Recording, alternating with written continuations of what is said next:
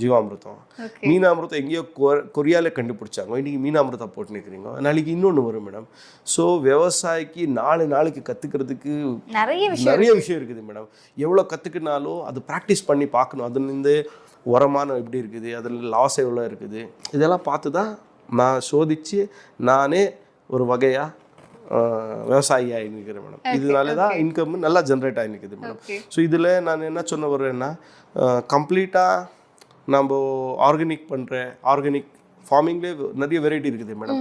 Natural farming, organic farming, chemical farming, இந்த மாதிரி இது எல்லாமே சேர்த்து பண்ணுறது தான், நஞ்சு இல்லாத விவசாயம் பண்ணுறது தான் பர்ஃபெக்ட் விவசாயம் மேடம். எனக்கு தெரிஞ்சுது. ஏன்னா எனக்கு நஞ்சு இல்லாத விவசாயம்னா கெமிக்கல்னு நியூட்ரலைஸ் பண்ணி, நம்ம போடுற கெமிக்கலை நியூட்ரலைஸ் பண்ணி நம்ம செடிங்களுக்கு போட்டால் அது ரிசீவ் பண்ணும் மேடம். அப்போது அதுக்கு 50 கிலோ தேவையில்லை, 500 கிலோ தேவையில்லை மேடம். 5